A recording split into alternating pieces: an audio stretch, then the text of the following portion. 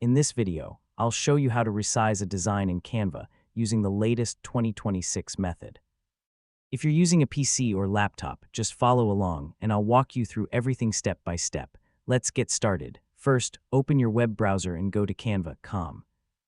Then sign in to your Canva account. Once you're logged in, open the design that you want to resize. After your design opens, look at the top left corner of the editor.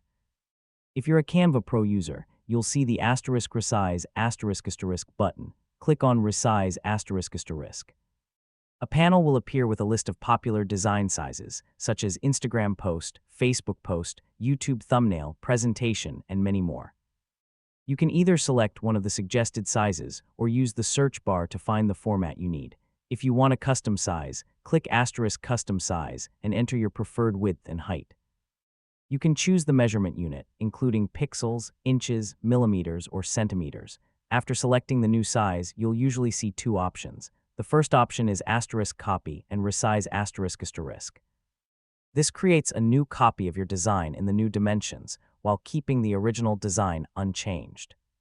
In some cases, you may also see the *resize** option, which changes the size of your current design instead of creating a copy. If you're using the free version of Canva, the Resize ** feature isn't available. As an alternative, create a new design with your desired dimensions, then copy and paste the elements from your original design into the new canvas. After that, adjust the position and size of each element as needed. Once the design has been resized, review every page carefully. Depending on the new dimensions, some text, images, or graphics may shift out of place, so make any necessary adjustments. When you're satisfied with the final result, click the **share ** button in the top right corner, then select *download**. Choose your preferred file format, such as PNG, JPG, or PDF, and click Download** to save your resized design.